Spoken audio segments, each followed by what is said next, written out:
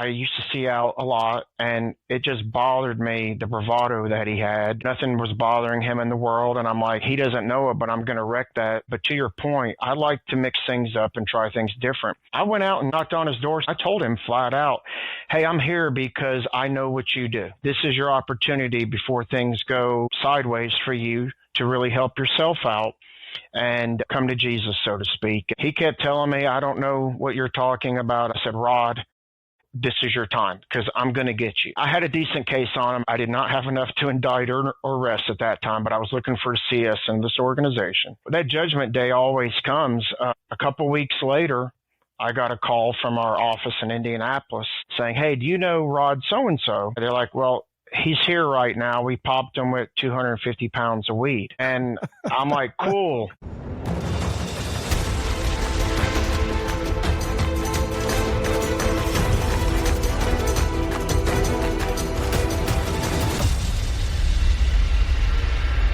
Hey guys, welcome back to part 2 of this week's episode with Randy Wagner. Thank you guys so much for coming back. We kind of left you hanging yesterday where Randy and his wife had just transferred to Santa Rosa, California out of Honolulu, where it was a really tough assignment. But, thank you for taking one for the team there, Randy. Of course. But we left you hanging because I want you to come back today and hear the rest of the story, right? So, and that's what we're going to get into now, the rest of Randy's career, not only with DEA, but what he got into afterwards. So as we spoke yesterday, Randy, you guys had just transferred out of Honolulu. You're in Santa Rosa. You're now the resident agent in charge, which for those of us that are, those of you out there that are not familiar with that, that's a first line supervisor within DEA. We have a group supervisor and we have a resident agent in charge. And the difference is they're the same rank. It's just that a RAC, or the resident agent in charge, is in an office away from the division office. So he's the senior agent in that office. There's not an assistant special agent in charge, which would be the next step up. Okay. So that's we live in acronyms in the government. So now you're a RAC, right? Yep. And, I went from beautiful Honolulu to beautiful wine country, And for those of you that are not familiar with the geography of Santa Rosa, we're about 80 miles north of San Francisco and right at the lip of wine country in Sonoma County. And then to the east of us, we have Napa County. But when I first took that position, I was talking to a lot of the folks that were working up here, and a lot of things were marijuana cultivation and, we're just south of the Emerald Triangle to the north where, the most abundant marijuana cultivation takes place in Humboldt County and Mendocino County and so forth. And so when I got here, a lot of the guys were still working marijuana cases and so forth, but weren't getting a lot of federal prosecutions. Go figure, right? We're in the Northern District of California, right? Surprise. Exactly. Surprise, surprise. Even Gomer Pyle can figure that one out. But I'm like, guys, let's see what else is out there. Let's get these CSs rounded up. Let's not focus so much on marijuana cases, and let's see what else is out there. And when I got to that office, when I came to Santa Rosa, Steve, there was one OCDF case, and then it was in the process of being, judicially closed and so forth. So I went through all the case files, and some of the guys had some meth cases, some cocaine cases, and an LSD case. And then I started looking through the case files. I'm like, guys, we got good stuff here. Let's work these up and try to make them, OCDF cases. And we were able to do that. I brought the U.S. Attorney's Office up to sit with us at our office in Santa Rosa. And, I encourage those of you in law enforcement to do this, whether it be at the federal level or the state and local level, but bring in your prosecuting team, make them feel like they're part of the team as well. And if you talk to them about your cases from the get-go, they're going to feel part of the team. They're going to feel more motivated to get that case, prosecuted. So I brought the U.S. Attorney's Office in and hey, here's what we're working on, and we want to maybe make this OCDF and so forth. And they liked all those ideas. And, after a year of me being up here with a great group of guys that, I think they were just in previous supervisors maybe were lacking the vision to get out of the marijuana world. But these guys bought in from day one and just great investigators and followed my lead. And we had 6 OCDF cases within the first year and a half. And, wow. And what's your manpower situation there? Oh, at that time, Steve, it was 4 DEA agents and 6 local task forces. One Okay. from Humboldt County. We had a task force officer assigned. His jurisdiction was 4 hours away. Oh, Jesus. And he wanted to come down, which was great. He came down 1 day a week, and that way he can get to know the guys, work on all his DEA paperwork and stuff. Well, and then the other 3 or 4 days he was up in Humboldt County working on the investigations that we were working with Humboldt County and their drug task force up there as well. We had BLM, not Black Lives Matter, but Bureau of Land Management, TFO. We had a U.S. Forest Service, TFO, and some other local jurisdiction TFOs, and we were about 10 or 11 strong. But as you know, when you have an OCDF case, the biggest selling point for, overtime for these local jurisdictions that may not be able to help you on these cases, if you show them it's an OCDF case, hey, Sheriff Lindsay, I can deputize three more of your people and we can pay for all their overtime. So you got a whole area of responsibility that are buying into the cases that you're making, and like I said, one of them was an LSD case. One of them was a heroin case. We started seeing heroin come up in the Northern California region for the first time. As you know, Steve, DEA started hitting a lot of the doctors and pharmaceutical companies and so forth. So, the oxy market was drying up a little bit. So folks were going back to heroin. And one of our OCDF cases that we were up on a Title III on, we netted 30 pounds of heroin that was located within tires. Wow. Within the wheel wells. And, 30 pounds of heroin doesn't seem like a big deal. But at that time, and I could be wrong to this date, I think it's the largest heroin seizure north of the Golden Gate Bridge. So was that Mexican heroin or Asian Mexican heroin? Yeah. Yep. Mexican heroin. Black tar. Black tar. Yeah. And, and heroin, sort of fell by the wayside with the emergence of fentanyl now and so forth. But we really did a good job up in Santa Rosa with, it was polydrug cases, and I can't stress enough bringing those prosecutors on board. I remember in El Paso, we had an AUSA who would put a DEA raid jacket on and come in after we cleared the house. Cool. And one of the biggest cases, a marijuana cultivation case we did, an OCDF case we did on the island of Kauai, that helicopter salesman, it sold my wife to become a police officer. So we took the federal AUSA up in the helicopter and showed him the 8,000 marijuana plant patch that he was going to be prosecuting. And, when you bring those people in that are maybe outside of your purview as far as law enforcement goes, when you bring other people in and make them part of the team, the sky's the limit, because you're going to get all the resources, manpower, everything you can ask for with everybody working together to get these cases going. And I think that was the success that we had in Santa Rosa. I was able to sit down in that rack position, getting out there and meeting with the local chiefs and local sheriffs and like, hey, what are your problems? And here's how you can help us help you and so forth. And it was great. I was turning people down. We didn't have enough TFO spots because, right. You're only allowed a certain amount in each field division. But we're very robust with TFO spots. And, a lot of times, when it comes to doing drug enforcement, I mean, what better people to have in your team are the state and locals that are out there that know the bad guys better than we do sometimes, or know what kind of cars they drive, or maybe they went to high school with them. Absolutely. And can give you smaller, some idiosyncrasies and some secrets that they knew about these people, back in high school and or college, Yeah. And that's, So I think, that's the thing with DEA. We transfer around, not everybody, but the ones of us that do transfer around, you come into these areas, you don't know who the good guys are and the bad guys are. So that's, your state and locals are the most valuable assets you could have out there.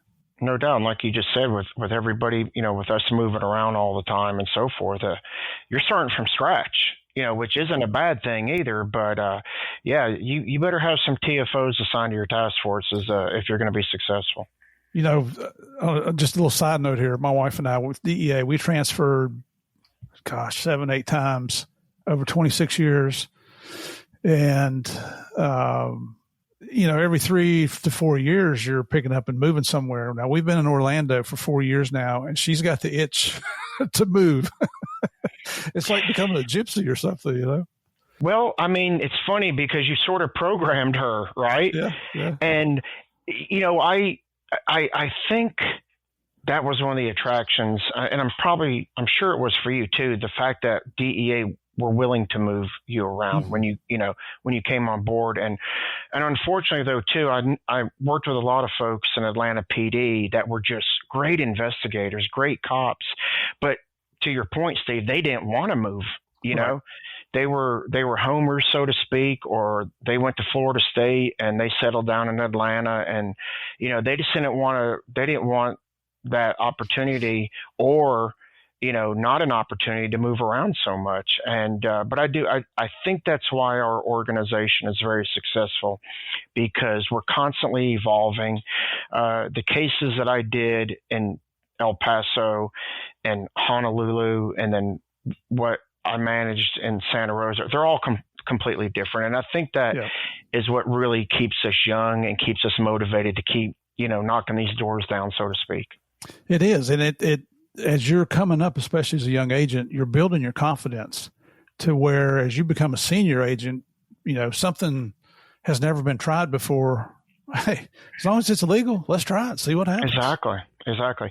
I got a funny story for you.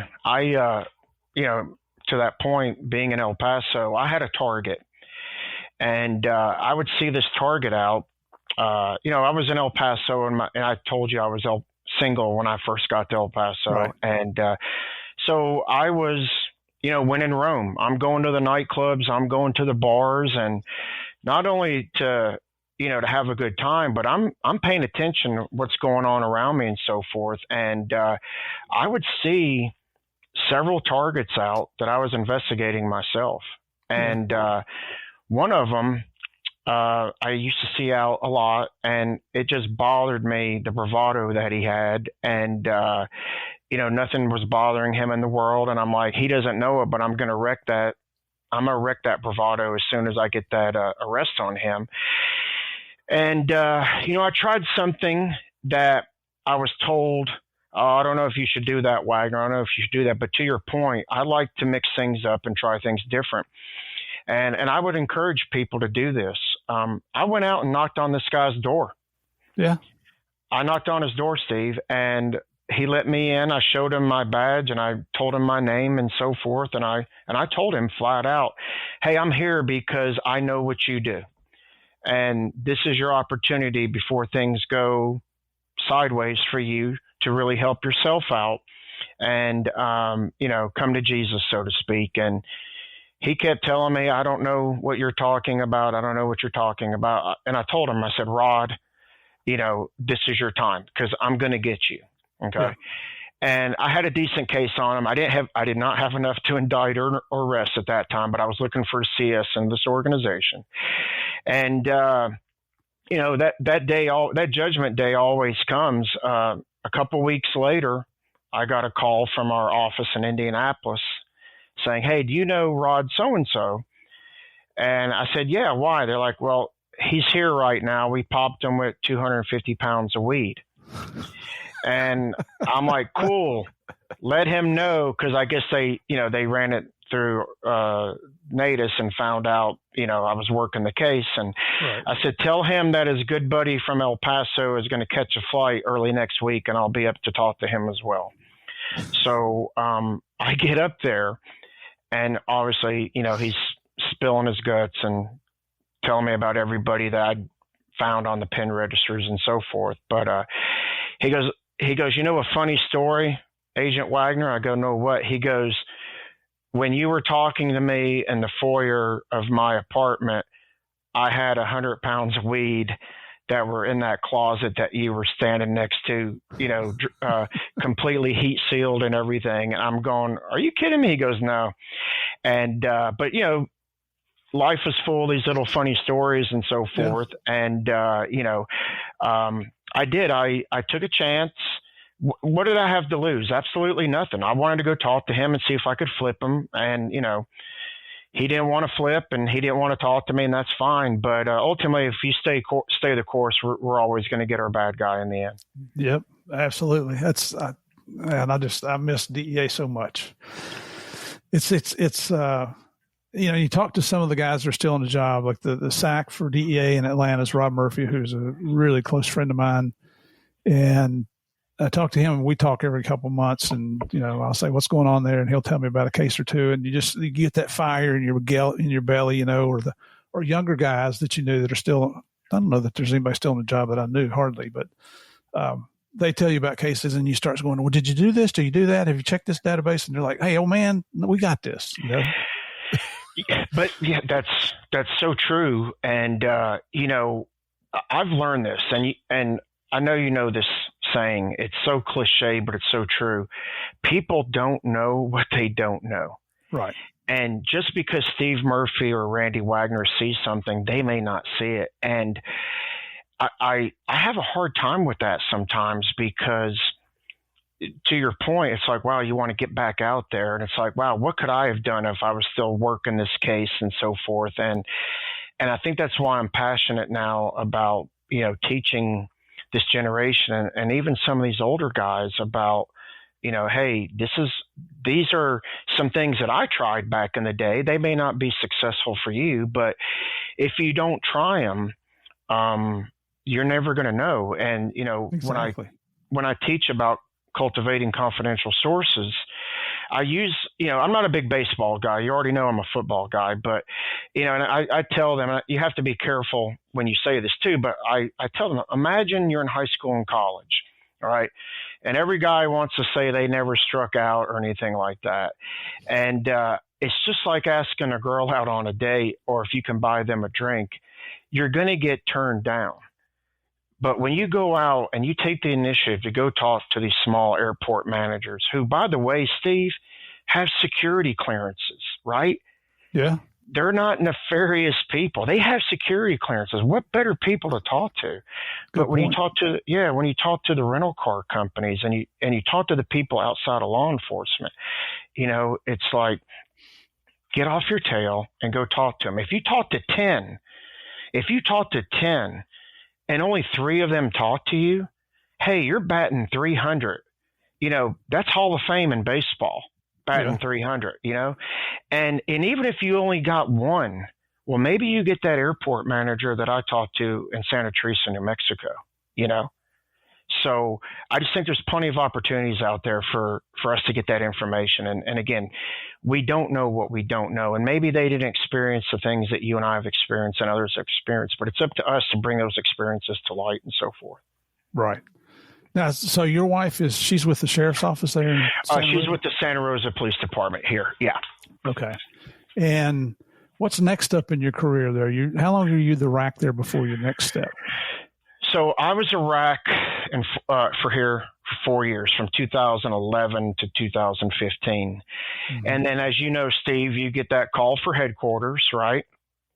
Yeah. And so my wife was still, she was a police officer currently in Santa Rosa at the time in 2015 when I got that call to headquarters. And luckily, I was able to get a Office of Professional Responsibility spot, OPR, aka DEA's Internal Affairs, down in Los Angeles. And I know those are when you hear IA or you hear OPR, you hear negative things. But I'll be honest with you, Steve. I saved a lot of people that were being targeted for stupid stuff, and I actually saved some careers that way. And then, as you know, we always don't have the brightest tools in the shed. But you would have somebody come in and, tell them off the record, hey, just be honest. We know what you did. We all make mistakes. Take the hit, and hopefully things will work out. And they're like, okay, I understand all that. And then you turn that recorder on, and what do they start doing on the record? They start fibbing. Yeah. And it's like, sorry, I can't help you out anymore. And at least regarding internal affairs and OPR, whatever department you work for, always just tell the truth, because a lot of times, when you don't tell the truth in situations like that, it's just going to make your career a hell of a lot more burdensome, because now you're going to get hit with, Brady, Giglio issues and all that other stuff. So, but yeah, I was able to stay in the state of California because my family was still up here. So we were separated. I lived in another crap hole, Redondo Beach, California, and did that hour and 15-minute drive to downtown Los Angeles. But great experience. Gosh. Yeah. I don't know, Steve, I can't stay away from traffic. I just can't for some reason. And I like to, thank God they invented Bluetooth, because what I do now in my current position, I get on the phone and I make phone calls in Bluetooth. So that hour and 15-minute drive I have to San Francisco, at least I'm getting phone calls done. And at the end, I do the same thing. So, I was doing that, and there wasn't much hands-free. It wasn't so much hands-free when I was working in LA, but at least I was getting phone calls back and forth to work then. So I did that for a year.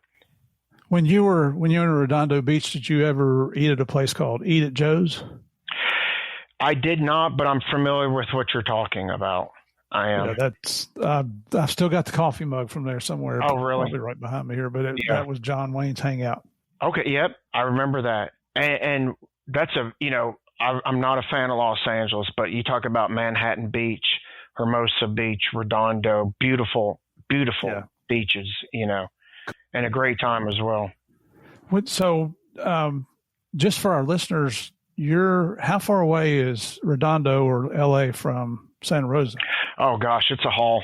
It's on a good day, an 8-hour drive. On a good day. How often are you getting to see your family?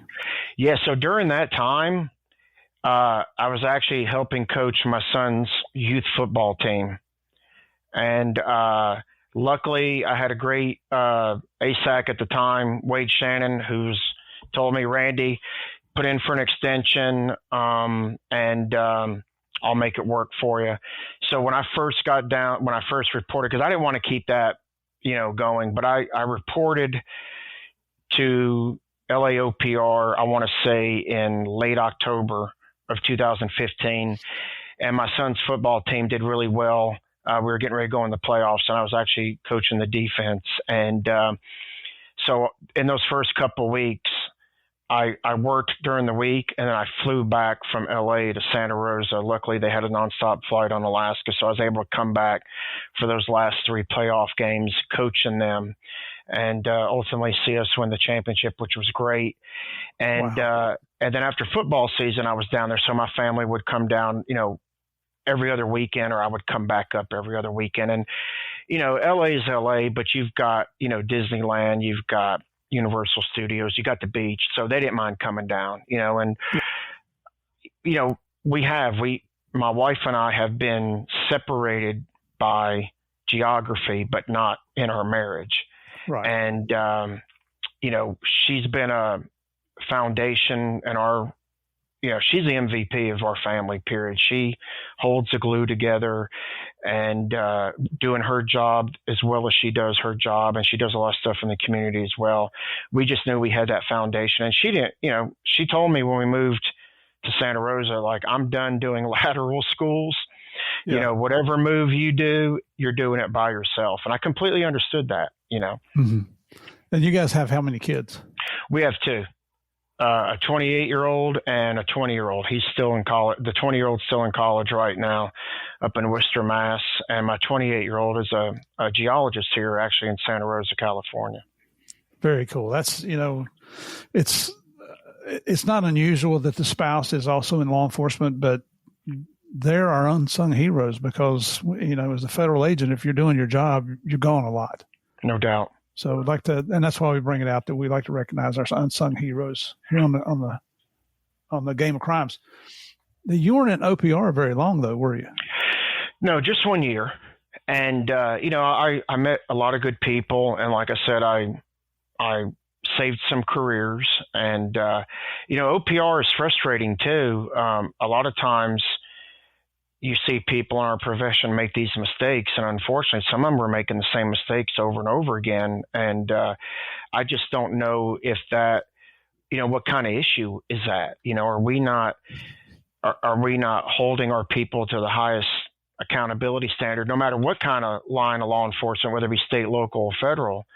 And we had repeat offenders, and sometimes it was frustrating. You do your investigation, and we weren't decision makers or anything like that. We literally took the facts of the case and presented them to the board and the deciding official, and they would handle the case from there. But I don't want to say it was rewarding, but it opened my eyes a lot to a lot of different things that maybe cause people to make mistakes in our profession and so forth. Yeah, there's a lot of people that do silly things.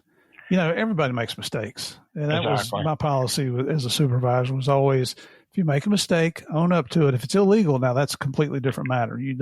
Right from wrong. But if you make an honest mistake, own up to it, learn from it, and just don't make the same mistake again, and we're good to go. But like you said, there's people just continue to do the same stupid thing over and over again. Yeah, and I had an older brother, and he and I were very different growing up. We have 8 years separated between us, and I learned a lot from his mistakes, and as we got older, now it's like we're almost like very similar, like two peas in a pod. We have different personalities, but our interests and our likes are very similar. And I told him, I'm like, bro, I learned a lot from you of what not to do, and we grew up in a strict house, and my dad had no problem pulling a can of whip ass out on me or my brother, Yep. And I remember cursing my dad behind closed doors and everything, but when I became a father, I knew what he was doing, and I completely get that. Yeah, my dad's been gone for quite some time, and when I see him in the next life, I've got a lot of apologizing to do. No doubt. Same here. So what was next in the adventure parade for Randy Wagner after OPR? Well, I tell you what, it was awesome. After being at OPR for 1 year, I put in for the assistant regional director spot in Ankara, Turkey, for DEA's Middle East operations and our office out there. And where did that come from? You know what? It's funny. That's what a lot of people ask me. Where'd that come from? Steve, you served overseas, and God has a plan. Everything in life is timing, and that is cliche, but at least in my life, it couldn't be any truer. Right. That opportunity came up, and my wife and I always talked about going overseas at some point, and unfortunately, we talked about it, and she's like, well, if you get this, I'm not going with you. And she said this like I would expect my wife to tell me this. She said, promise me two things, that, you'll get us over there whenever you can, and come home. When you come home, don't mess up what I have going in the house. And I can give you a perfect example of that. I came home for the first time after I was in Turkey, and she was working a midnight shift. And I came home, and I left dishes in the sink. My flight got in, so she was at work when I got in. So I left dishes in the sink, and I left the toilet seat up, and I heard her come home from work, and I immediately got awoken to a kiss. And hey, this is my house now. You need to abide by my rules. So lesson learned. I took all that in stride, but she was absolutely right. I was messing up what she had set up while I was gone, and rightfully so. But I do remember, she said, hey, we'll tackle everything if you get it. And, I was fortunate enough to get that position. And, she said that, I know that you want this, and I don't want to be laying in bed with you when we're 60, when we're together in our 60s or 70s, and you wake up one night, regretting that you didn't take advantage of that opportunity. Yep. And she said what I think every soulmate should tell their spouse. So she said, "You do what you got to do, and we'll be here waiting for you when you get back." Wow. That's, my wife told me the same thing. She's like, I don't want to be the one that in retirement you can say, if it wasn't for you, I would have whatever. Exactly. And, we got those questions from people. Oh, hey, sorry to hear about you and your wife, or I can't believe you're, yeah, seriously, Steve, or I can't, yeah, you heard them, or I can't believe you're leaving your family behind. And then I'm like, you don't know anything about this situation. Yeah. And it turned out, once I got there, a year or two after I'd been there, people are calling me for marital advice now. And I'm like, well, wait a minute. Didn't you say that I was effed up for going over there and leaving my family? Yep. And, I came back from Turkey. I was there for 2 years. I came back in 2019, and I came back to a very strong foundation that me and my wife had set up a long time ago, and nothing's changed, to the fact of, she did want me to get her over there as much as possible. And, she went to IDEC, International Drug Enforcement Conferences. She went to the one in The Hague, and the one in that we hosted in the Middle East, Azerbaijan, Baku, Azerbaijan. And I brought her out for a management meeting in Dubai and a meeting in Maldives shortly before I retired. And then I'll never forget putting her back in taking her back to the airport. Once we came back from the Maldives in Dubai, we spent the last day or two there. She said, "Are you sure you want to retire? I like this."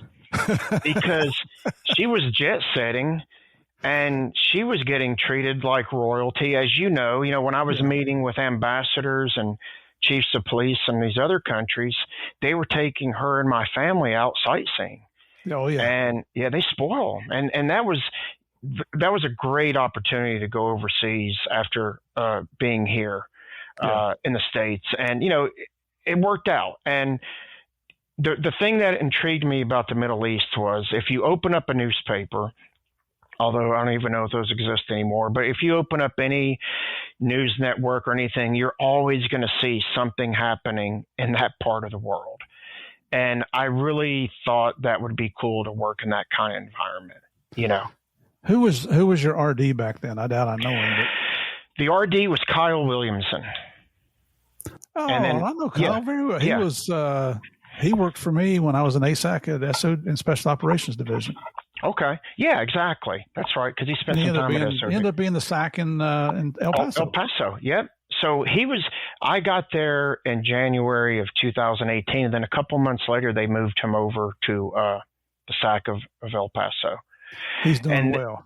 Yeah, he is. And then I was designated as the acting RD shortly after Kyle left. So I'd only been an ASAC for 4 months. So I went from, 6 DEA country offices, Istanbul, Ankara, to now Kabul, Afghanistan, New Delhi, India, and Moscow, Russia. So I was sort of thrown to the wolves, so to speak, but it was a great experience for me. You had Riyadh also, right? Yes, I did. Yep. I mean, that's you read my mind, because I was going to have to ask you to tell everybody the countries that you were responsible for oversight of.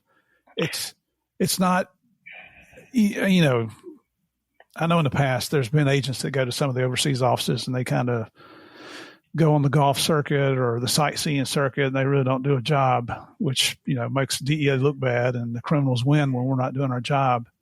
But I had the honor of attending a conference in Istanbul one time, and was hesitant to go because I, never been there, not sure what to expect. I was expecting to see camels and goats and sand everywhere. And you come into this modern city, and my oldest son had flown over to meet me there so we could spend a few extra days. And you get to see the Roman ruins. There's walls still that people are using that were built by the Romans back during their empire. there was it's all Muslim there, but, we got to see the Blue Mosque. And these are things that you just, a little redneck hillbilly boy from the mountains of West Virginia. There's lots of times in your places around the world going, what the heck am I doing here? How did I get here? Yeah. And, you mentioned Istanbul. A lot of people, unfortunately, have that misconception before they go. And then they go and they're like, oh my gosh, what a great city. Yeah. And Istanbul, in my opinion, and I've seen a lot of places, and I know you have too, Istanbul to me is one of my favorite cities that I've ever, visited and been a part of. You said it, the Second Roman Empire, the uniqueness of it. And not only that, it literally divides Europe and Asia, right? Right. And you've got the Bosphorus River that divides the part of Europe and Asia, and that Bosphorus River goes right into the Black Sea, right? Yep. So what countries are located on the Black Sea, right? Ukraine, Russia, Georgia. And I'll never forget, we were actually out on a boat on the Bosphorus River with my staff from the Istanbul office, and we were coming back in to Istanbul, and all of a sudden you see this submarine pop up. Whoa. Out of nowhere. Maybe we were like about 100 yards off or so, and I'm like, oh, cool. I didn't know the Turks had this kind of robust naval fleet. And they started laughing, and I got quickly reminded. They're like, Randy, that's a Russian sub. I'm like, wow, how cool is that? Absolutely. And you just talk about, you talk about the history of that place, and we talk about all the great people across the United States that we worked with. Man, the partners that we had overseas. To this day, and I was there during a time where we had some issues with dealing with the Turkish government. Erdogan is in power. He did not like the U.S. government. And unfortunately, we had a foreign service national that was incarcerated by their government that worked for us for years.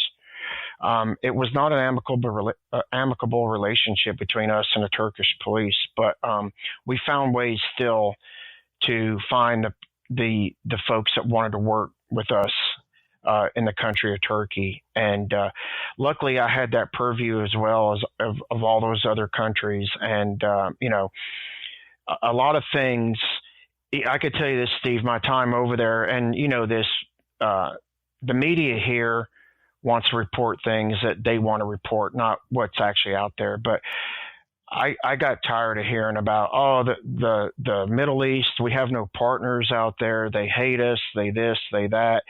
That couldn't be the furthest thing from the truth. Everywhere I went, I got treated like royalty. Everywhere we went, we got treated like royalty. Everybody was like U.S., giving a thumbs up. And, but if you come back and you turn on the news here today, or you turn it on in 2019 and 18 when I was there, you didn't see those stories. Yeah. They do. They want to be like us. And that's why I try to stress to people today in our profession, like, you think you have it bad? You're making $150,000 a year as a law enforcement officer.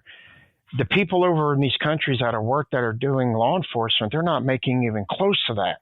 Right. They're making, 20% of that, and they're not bitching and complaining that they don't have a new patrol car or anything like that. Speaking of patrol cars, I sent you that picture of the patrol cars in Dubai. Ferraris and things like that. So, is that a Ferrari? Or I thought it was a Lamborghini. It was a Lamborghini, but they also had Ferraris. They had, it's crazy. And, we've got the slick top Ford LTDs over here, and now the Explorers and so forth, and some Dodge Chargers. But yeah, they've got high end vehicles in Dubai as some of their patrol cars and everything. And the Middle East has a lot of poverty and so forth, but it has a lot of just ridiculous wealth, particularly in UAE, Yeah. But not to go into a recruiting effort for DEA here, but you're talking about all these adventures that you could go on in DEA, which the opportunities are there.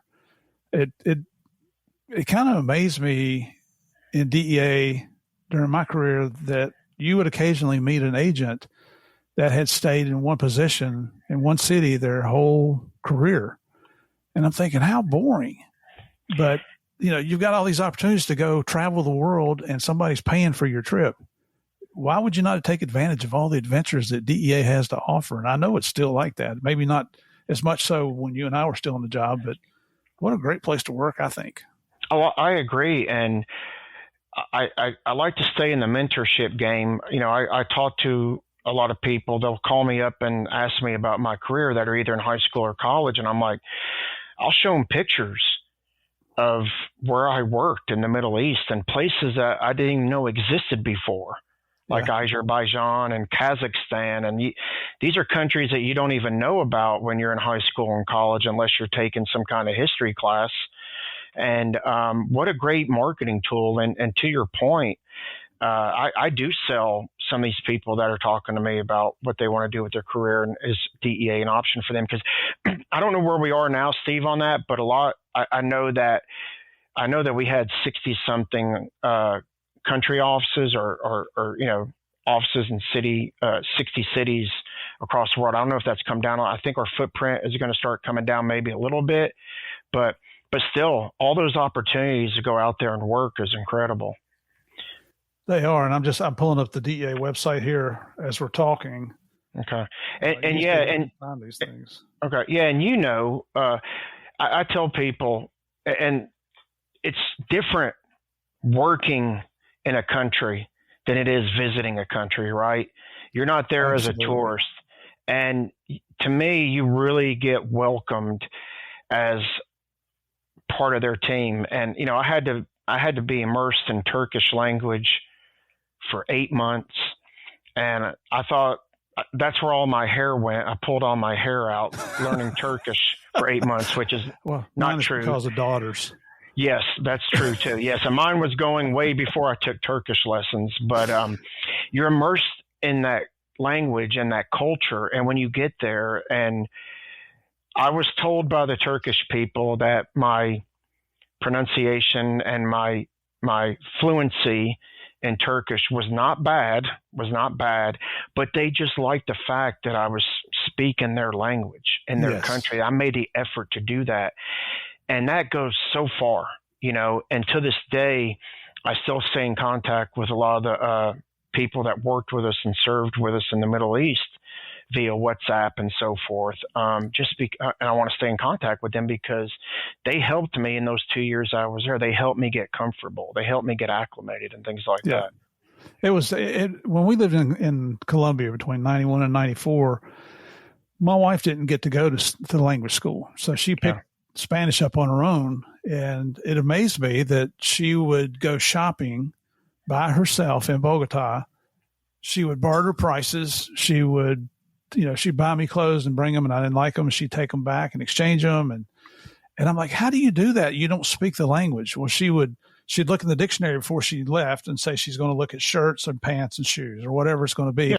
And she would get the words for that. And she went in with a smile on her face. She tried to use what little Spanish she had. She's willing to laugh at herself because they laugh. It's funny. It's funny watching somebody trying to speak your language when they don't know what the heck they're doing. But because she went with that open attitude, they would bend over backwards for her. Yeah, no doubt. And she was making an effort to communicate and be a part of their culture and so forth, you know. And I'll tell you this, Steve, I don't know how it felt for you in the early 90s in Colombia. I can only imagine, but people always ask me, were you scared? It's so dangerous and so forth. And I used to tell them, hey, I was more afraid or had my radar on more walking down any street in the United States, in any big city, once the lights went down, than I was any part in the Middle East when I was there, and I don't know why, but, they don't tolerate the crimes that we tolerate here, assault, robbery, domestic violence, things like that. And it's funny, people ask me, where were you most, like, it wasn't the hair on my head, but like, when was that time that the hair on your back or the hair on your neck stood up the most? And this always surprises people. And it was in Jerusalem. It was in Jerusalem. Wow. Because I was there with the Israeli National Police, and they were taking me through Old Town Jerusalem, the Church Holy Sepulchre, and all the, Golgotha and all the holy shrines, the Western Wall. And because I was there with them, therefore, the nefarious actors that were there knew that they must have been with somebody from the U.S. that they were protecting. And I didn't think about that at the time, but I had 3 or 4 Israeli National Police with me to go meet with their officials in Jerusalem and to take me on the sightseeing tours, right? Right.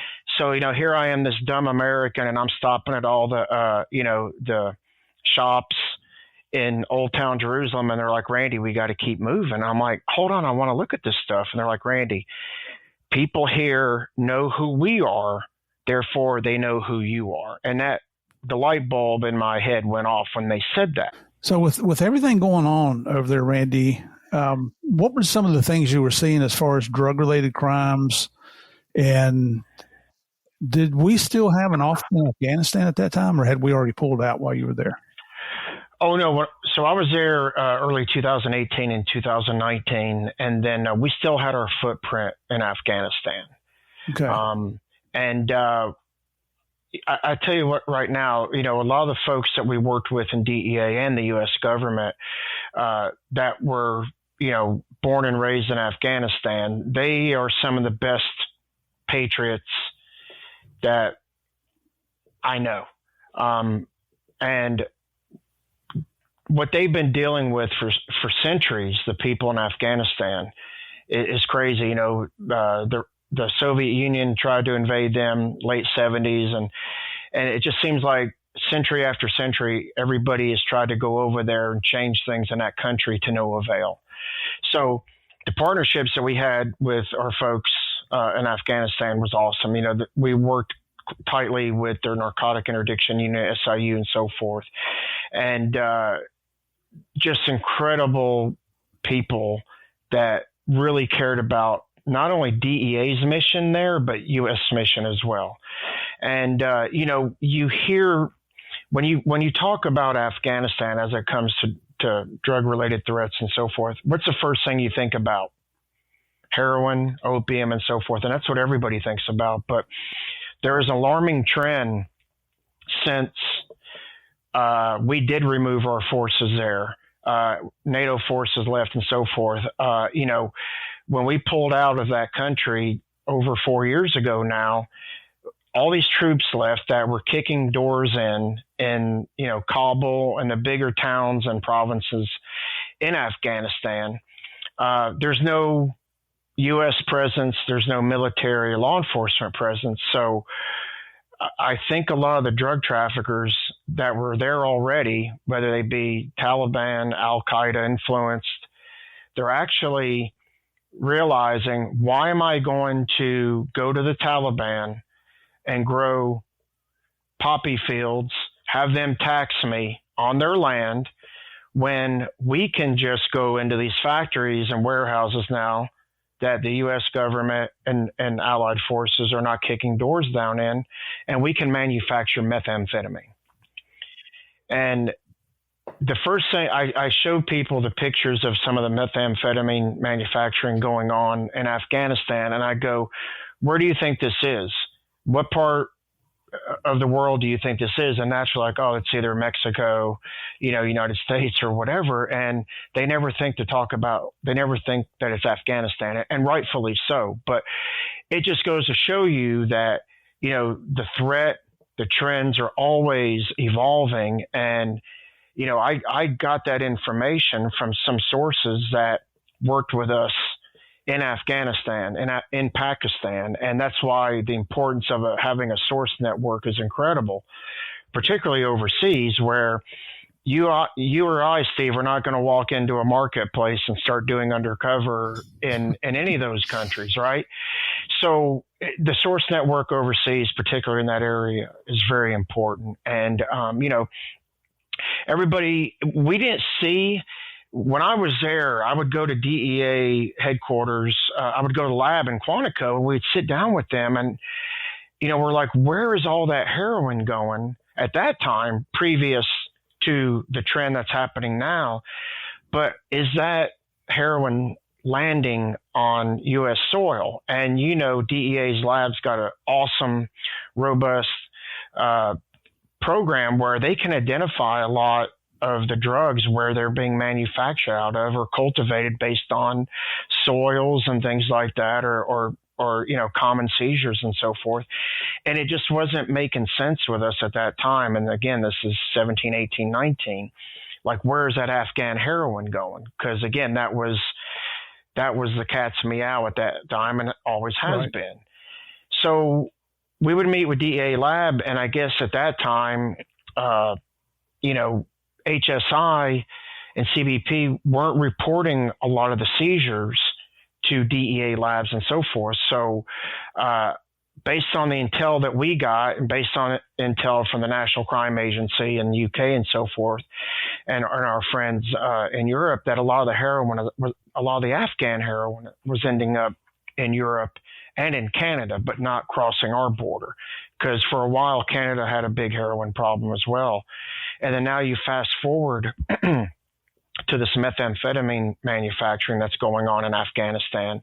And, this too. It was only, and we saw traces of, we got some intel products and traces of what was happening in the Middle East when I was there in 18 and 19, that, Mexican cartels were working with the Iranian chemists and, some of the drug lords in Afghanistan and so forth to work together to work on getting products out of some of these source countries where this could happen. And, there's a reason why Iran chemists are getting recruited for, cartels in Mexico and other places like India as well.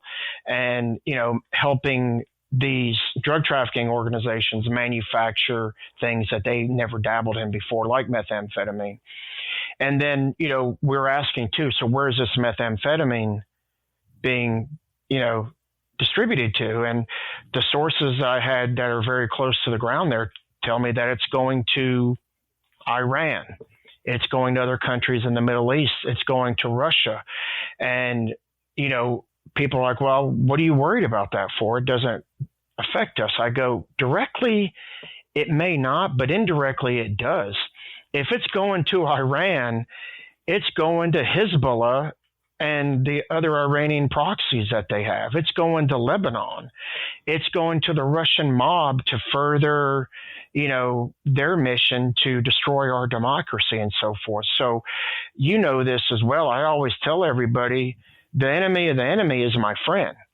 Right. And when it comes to drug trafficking, not just in our country, in Mexico and South American countries, it's all over the world. And, I hope that people are paying attention to India as well now. India, if you pull up their leading source for their economy, it's pharmaceuticals.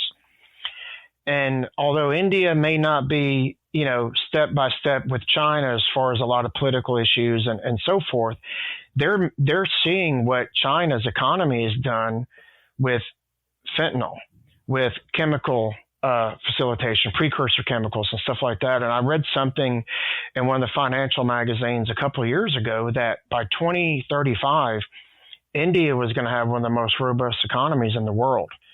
So think about where that's coming from, And, I know that our offices in the Middle East and in New Delhi were helping provide intel for large tramadol seizures, and tramadol is an opioid that was used, that's primarily used in the Middle East and so forth. And, one of the largest tramadol seizures was off the coast of, was in the Mediterranean Sea. So, again, and who's on the Mediterranean Sea? Lebanon, Syria, all these ports, Turkish ports that are close to Iraq and so forth. So, again, where are all these drugs that may not end up on U.S. soil? Where are they going, and whose hands are they getting into? And, I've always said this, and I think you'll agree with me. to include all the intelligence agencies out there. I believe DEA intel is phenomenal. I think our intel analysts are awesome. What they are able to do with the crime trends and so forth, what's new out there and things like that. And, fentanyl is a big deal right now, but what's that next big drug going to be, Steve? I don't know, Yep. Yeah, you're exactly right. And it seems like it always starts on the West Coast and it makes its way east, no matter what it is, whether it's hash or meth or what, or, it just seems, I don't know what it is about that. Yeah. And it's funny because, I never, until I came to the West Coast, I didn't understand that. And then actually working on the West Coast, and particularly in California, you're right. All these trends start off in California or the West Coast somewhere, whether it be Oregon or something else. And they start working their way east. And, getting back to, the drug trafficking and manufacturing now that's going on in the Middle East that we weren't seeing before, it's financing the forest terrorist organizations that we've already known, but now it's going to be possibly financing those recently designated foreign terrorist organizations like the cartels that we've been working for decades now. And Absolutely. Going back to the comments that we talked about yesterday, it's like, it's time to start hitting these cartels, whether they be in South America, Central America, or Middle East, with what we usually do with these terrorist organizations. And that's like, you fight fire with fire. So for the Afghani meth manufacturers, are they getting their chemicals from China? From what we've seen, from what I've heard from those sources, it's actually, they're getting chemicals from Iran as well, and China. And like I said, that's, I'll never forget sitting in meetings at CENTCOM with admirals and generals, and they would tell me that if your offices can get cases into Russia, China, or Iran, you can have any military asset at our disposal, And wow. We didn't get cases into the Russian government or the Chinese government, but a lot of the Hezbollah and again, the Iranian proxies were laundering money in Nicosia, Cyprus, and the banks in Cyprus because they had very lenient, bank laws and so forth, and didn't have a strong money laundering, backing or laws on the table to combat that. So Hezbollah was often laundering their money through banks in Cyprus and so forth. And again, you've had them, with their influence in Lebanon and Syria as well. So the chemists that are helping the Afghans right now are actually coming out of the Middle East, like Iran, and some influence from Pakistan as well. And, again, Pakistan is in conflict with India, but when you have Pakistan and Afghanistan and some of the others in that area, it becomes even more clear and even more compounded that the enemy of the enemy is my friend. And again, there's these factories, they're manufacturing as well as in Pakistan as well.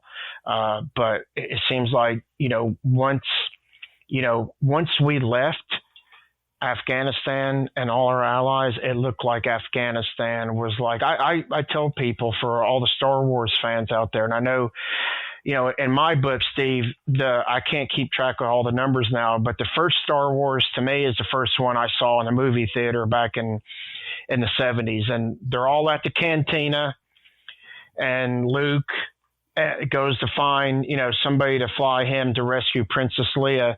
And you have all these cast of characters that are in the cantina. And that's what Afghanistan is right now. You've got all these different cast of characters. You've got the Russian influence there now. You have all these different terrorist organizations.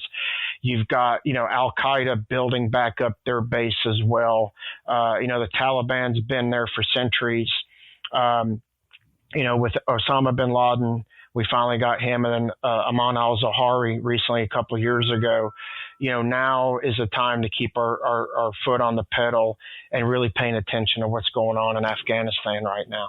Absolutely. Absolutely. It's amazing. You talked about that earlier about, the Russians went in, all these different countries have gone into Afghanistan. And of course, we come along and we think we're going to solve the problem that nobody else could solve. And it just turns into a cluster. It does. And, in the next 5 to 10 years, it's going to be interesting to see because, I tell everybody, we know the vacuum that was in Iraq once we removed Saddam Hussein from power. I mean, ISIS was created and all these subshoots of ISIS and so forth. I think Afghanistan is going to be a bigger vacuum because, again, of what you just said, the centuries-long conflicts there, the grabbing and pulling of the superpower like Russia that was there that tried to overtake that land before and basically got their ass handed to them. And again, with the Iranians having some influences. And it's just going to be unfortunate, but it's going to be interesting to see what comes out of that place in the next half decade or decade. And I just hope all our intelligence agencies are paying attention to a place that we really had a lot of intel on. And unfortunately, I think a lot of that's gone now. Yeah. Yeah. So, and by the way, I looked up on the DEA website, there's 91 offices in 68 different foreign countries. So you're hit the nail on the head there. Now, at the end of 2 years, so that was a 2-year assignment for you in Turkey, you decided to pull the pin and leave DEA. Why? What was the reasoning behind that for you? Well, you know what? We talked about this earlier too. Like when I left to go to Turkey, it was we talked about it as a family that I would come back in 2 years, and I retired from DEA at 51. And you know this, and I know you left on great terms. I left on great terms. I left, I felt, at the pinnacle of my career. I never put my SCS package together. I think that 9 months as acting regional director was great. So I retired at 51, and I came back and was reunited with my family. And I dabbled into the private sector a little bit. I went to go work for a technology company that you're very well aware with, on the high side, classified side, and did some work with them. And I was actually an instructor for interview and interrogation. And then COVID hit. And then that pretty much shut down travel and so forth. So, and then, I didn't like teaching online. For me, I love to teach in person. I like doing hands-on scenarios and so forth. That's hard to do online. So a position came open during COVID at the Northern California Regional Intelligence Center, which we're co-located with the HIDA. And it's a Homeland Security Fusion Center where we work, bring in all the different partner agencies, Homeland Security, FBI, all the state and local. And we work together on mitigating threats and identifying trends that are happening in our 15 county AOR. Now, so do you have an enforcement arm there?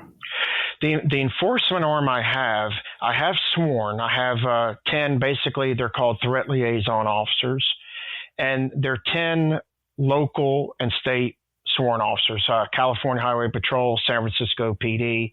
And what we do is we train other law enforcement agencies on counterterrorism, on identifying suspicious activity in their jurisdictions, in their neighborhoods, in their beats and so forth, and making sure that information gets reported to law enforcement agencies. So we work hand in hand with the law enforcement community out there. I also have a cybersecurity team that does an outstanding job working with FBI and Homeland Security, and a critical infrastructure team, which identifies threats to things like the Golden Gate Bridge and, utility companies and so forth. And I also have a private sector outreach team that, again, one thing that really gets forgotten about on our war on combating drugs, that we talk about that war that really doesn't exist, or combating terrorism, is, that public sector aspect of it, the Fortune 500 companies, our private sector outreach team educates them on suspicious activity, and hey, there shouldn't be somebody at UPS dropping off a box and that's wearing a UPS uniform and walking away without signatures and so forth, when you have to sign for that, at that location. And So we do it. We educate people on just being aware of their circumstances around them and the situations around them. And, we're trying to prevent another 9/11. And there's, as you know, there were several indicators of things that were out there that just nobody reported to. I mean, when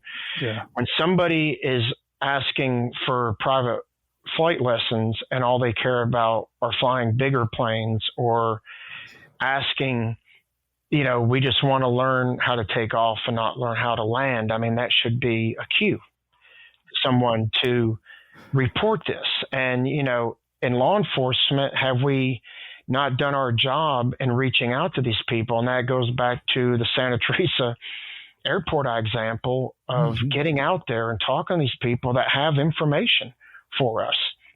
And you never have to sign them up as a confidential source, Steve. You don't. You just have to talk to them and get out there and be engaging. And I hear, when I talk to people, I ask them, how many people in this room think that they're an introvert? And, I'd say about maybe 15 to 20% raise their hands. And I'm like, well, if you're an introvert, if you think you're an introvert, then you never would be in this job right now, because you talked at your interview, you gave great examples of why they should hire you and so forth. And I know we did that in DEA. So I just really try to impress upon people to get out there and talk to these people that are not having that common or that daily interaction with law enforcement like they should be. And maybe that's on the law enforcement field, that we weren't out there soliciting information from these private pilot's license, instructors and so forth. So that's where to this day, I get a rise out of. I'll go pop in some of these places that I've gave examples. I'm like, hey, have you talked to anybody recently in law enforcement? And they're like, oh, they'll come by and they'll write a report or something, but they never come in and engage with me about what's going on. And I'm just trying to get that awareness out there. And that's what we do at the Northern California Regional Intelligence Center. And that's what we do with the other 79 fusion centers that are located throughout the country. Wow. You're as busy now as you were when you were working for DEA, aren't you? Yeah, and it's very gratifying. I go from drug enforcement, working in the Middle East, where that's where everybody thinks about terrorism, but a lot of times it's homegrown here, Right. And now I'm more so in the counterterrorism world with being at the Fusion Center, but they all intertwine. And I tell everybody, and this, preaching to the choir, whenever you hit a warrant, whenever you hit a non-narcotic warrant, you're always going to find narcotics. Right. Always. It's intertwined in every single crime.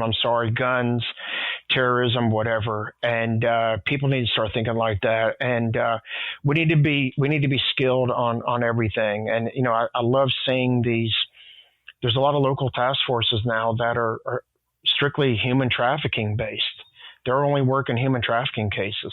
You have these ghost gun task forces. They're strictly working gun cases, and you still have the traditional drug enforcement task forces as well. So, and you see a lot of them now that are actually commingling and working together and sharing expertises, because again, ultimately, no matter what warrant you're hitting, there's going to be narcotics there. Yeah. That it's interesting that you mentioned human trafficking. One of the things we're trying to do here on Game of Crimes is bring more awareness to what's going on out there. And you and I talked offline. I was in Vienna, Austria last week, and got to represent Libertas International, which is an organization in Medellin, Colombia, that helps to rescue victims of human trafficking and then offer support after they come out. And it's primarily child exploitation. No doubt. So I got to go to the United Nations over there and speak just briefly, but they also brought over 2 former victims. Mm-hmm. And these young girls, one was 17, I think the other was 18. They both prepared statements. The 17-year-old wasn't allowed to come to the 2-day meetings, but she could join online. And this kid is 17 years old, and she's taught herself English. She's taking online college level classes to prepare her future. And the other one, she actually got up in front of everybody, and there's probably a couple hundred people there from all over the world. Plus, there was over 600 agencies or organizations that registered to participate in this. Most of them were online from around the world. And she's got the stones to stand up in front of this audience and read her personal statement. It's just so motivating. But and the whole, I'm not trying to go off topic here from your career, but that's one of the things that we want to do is promote the awareness of that. My little speech talked about how in narcotics, we are not in a position as a world to arrest our way out of the problem. We've got to come up with better plans, better solutions. I like to go back to the old saying, it takes a community to raise a child. Well, it's going to take a community to solve these problems. And the same holds true when it comes to human trafficking. There's so much money, billions and billions and billions of dollars, that we're not going to be able to arrest our way out of that problem either. No doubt. And I want to back you up on that. Human trafficking is modern day slavery. Exactly. And to your point, listen to these victims talk. It's taken away the freedoms that we were born with, and we have in this country, completely taken away from people. And it doesn't matter where they came from. They're being smuggled into our country, and then they're being trafficked. And it's great to see here in California, and I bag on California a lot, but the one thing they are doing here, and they're doing it at an expert level, is these human trafficking task forces are making a huge dent in some of these organizations. And everybody thinks, they're coming across the border from Mexico and Central America and so forth. No, they're coming from China, Vietnam, the sex trafficking industry, not only in California, but throughout the country, the massage parlors and so forth. So, you're not stealing anything from my career, because that's actually what I'm helping promote right now. We have a 2-day human trafficking training at the NICRIC that we're hosting later in November. So I'm passionate about, I loved my career with DEA, but now I have this avenue and this stage being in the Fusion Center world where we can help really combat all these other crimes and trends that are going on as well. I love it. I mean, here's ladies and gentlemen, here's another individual, just like all the other studs and studettes that I bring on here, who has dedicated their lives to serving their fellow man, including his wife as a police officer in Santa Rosa. So before we let you go here, Randy, I just want to give you an opportunity to give us your thoughts, your advice, whatever you want to call it, on those that might be considering a career in law enforcement or the military, a public responder, a first responder type career, or any other words of advice that you want to leave us with. Oh man, how long do we have? No, I'll stay off my soapbox in a timely manner. But you know what, Steve, you brought up something too. Like I don't know about you, but there was nobody in my family, even extended family, that was in law enforcement.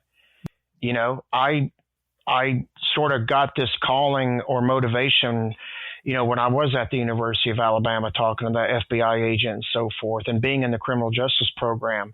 My words of wisdom are to your listeners, and me and you and people in our profession, that we've moved on from this career. I'm thinking of the people that don't have those mentors in their life right now. The high school kids, the college kids that found a way to get to college without the help from their mom and dad, mm-hmm. or got lucky, and we're happy to, we're able to get a scholarship or whatever reason why they're there.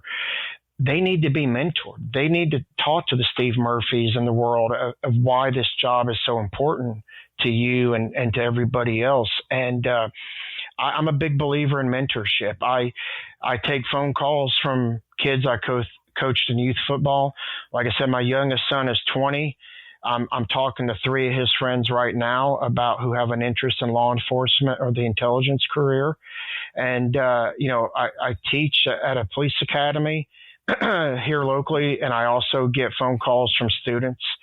I'm a wide open book. I give them my personal cell. I give them my email. Please reach out to me, because I didn't have that person to talk to in my family that was in law enforcement. And I want to be that sounding board for those that were like me growing up that didn't have law enforcement in their family. And, I go back we're not perfect. We're not perfect. This country's not perfect, but it's still the best thing that's out there. Damn right. And I didn't have to go live in the Middle East for 2 years to realize that. I knew that when I was in high school and college. We have it made here, and I don't like people to get complacent. And I challenge people. I've always said this, Steve. There's a lot of times people will throw out, we talked about social media earlier. They'll throw out, Throwback Thursday or go back to this time in 1998. This is me with a 20 kilo, whatever. It's like, but what are we doing now? What are we doing in the moment right now? What impact are we having right now? I don't care what you did 20 years ago or 30 years ago. What are you doing right now? And then I go one step further. And what are you doing that doesn't pay you? Are you getting out there and talking to your communities about the dangers of fentanyl? Are you training your communities on looking for suspicious activity around synagogues and churches and so forth? So I do. I take this as not a cross by any means, but it's a really good thing to continue on in life to carry. And it's your care for your community, and more importantly, the people that are in it. Make that impact on that next generation, because you brought it up before. They're not in the DEA academies like they used to be.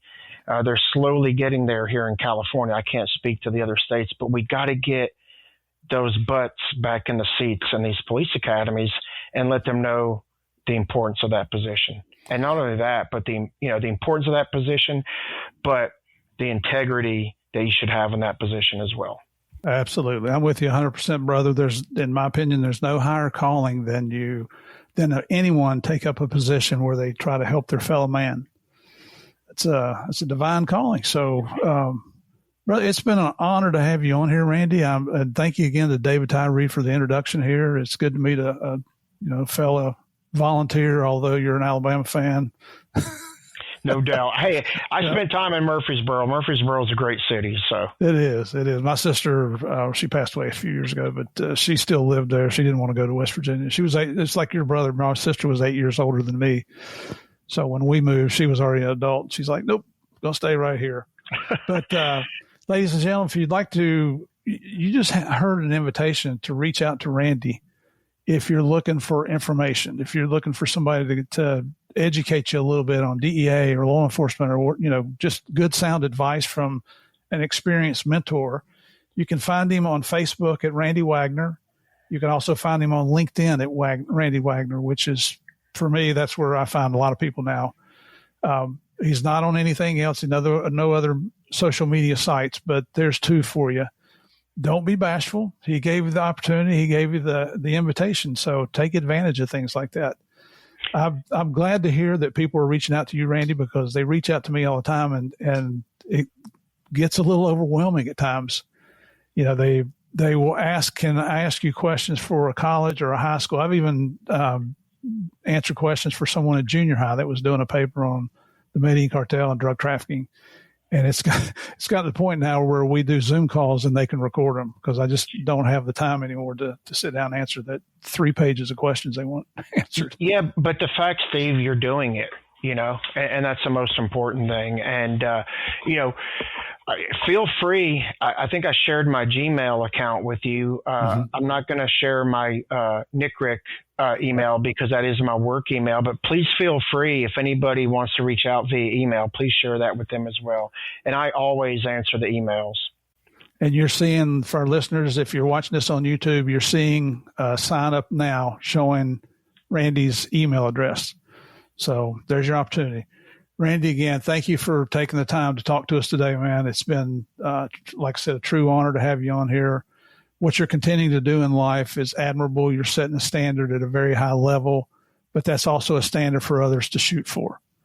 For our listeners, thank you guys again for coming back every week. More great guests coming.